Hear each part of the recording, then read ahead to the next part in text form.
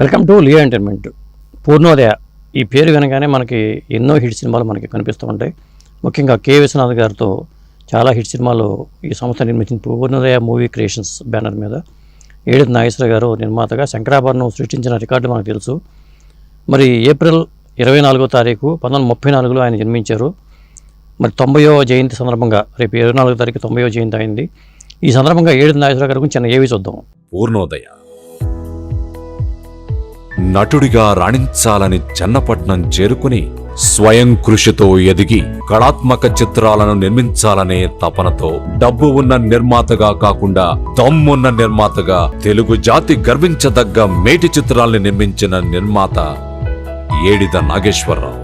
కళా తపస్వి కె విశ్వనాథ్ దర్శకత్వంలో నిర్మాణ నిర్వహణను చేపట్టిన ఏడిద నాగేశ్వరరావు సిరిసిరిమువ్వ వంటి అభిరుచి గల చిత్రంతో కళాత్మక చిత్రాలకు శ్రీకారం చుట్టారు.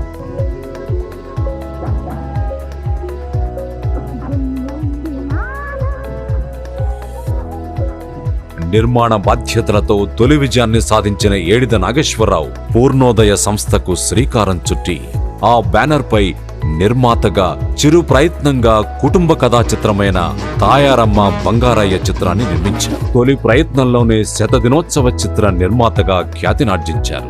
ఈ చిత్రంలో మెగాస్టార్ చిరంజీవి అతిథి పాత్రలో ఓ మెరుపులా వెండితెరపై కనబడడం విశేషం. తాయారమ్మ బంగారయ్య చిత్రం అందించిన ఆర్థిక విజయంతో కళా తపస్వి కె విశ్వనాథ్ దర్శకత్వంలో పాశ్చాత్య సంగీతపు జాడ్యంతో కొట్టుమిట్టాడుతున్న తరుణంలో శాస్త్రీయ సంగీతపు ఔన్నత్యాన్ని మాధుర్యాన్ని నేటి తరానికి తెలియచెప్పిన సెల్యులాయిడ్ ఎవర్ గ్రీన్ అద్భుతం శంకరాభరణం తెలుగు జాతి గౌరవాన్ని పెంచడమే కాకుండా చిత్రసీమకు ఒక ఆభరణంగా నిలిచింది. ఎందరో నటీనటులు టెక్నీషియన్స్ కి కేర్ ఆఫ్ అడ్రస్ గా మారింది.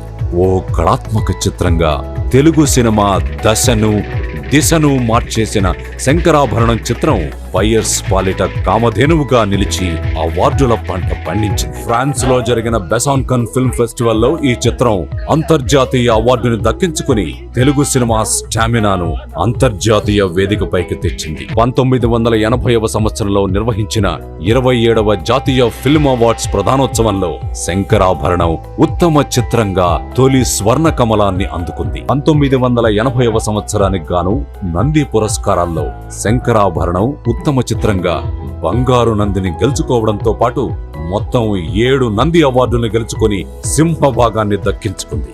సంచలన విజయాన్ని సాధించిన శంకరాభరణం కేవలం ఆంధ్ర రాష్ట్రానికే పరిమితమైన తెలుగు సినిమా పరిధిని దేశవ్యాప్తంగా మరింత పెంచడమే కాకుండా కేరళలో ఒకే థియేటర్లో 2 సంవత్సరాలు ఏకధాటిగా ప్రదర్శింపబడ్డం విశేషం.